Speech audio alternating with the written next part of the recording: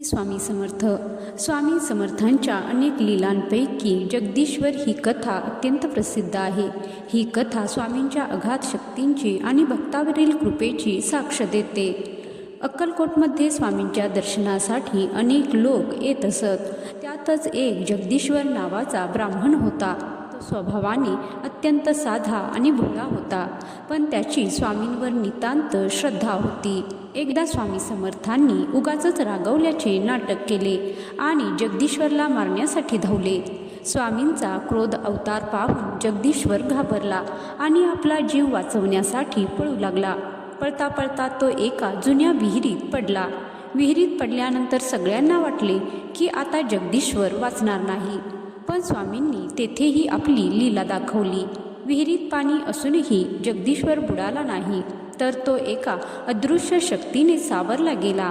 जेव्हा त्याला बाहेर काढण्यात आले तेव्हा त्याच्या अंगाला साधी जखमही नव्हती आणि तो कोरडाच होता.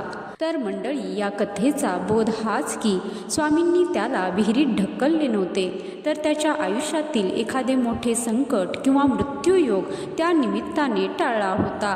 स्वामी आपल्या भक्ताला संकटात टाकतात असे वाटत असले तरी प्रत्यक्षात ते त्याचे संरक्षणच करत असतात. तर तुम्हालाही हाच विश्वास असेल तर कमेंटमध्ये जय श्री स्वामी समर्थ लिहायला विसरू नका.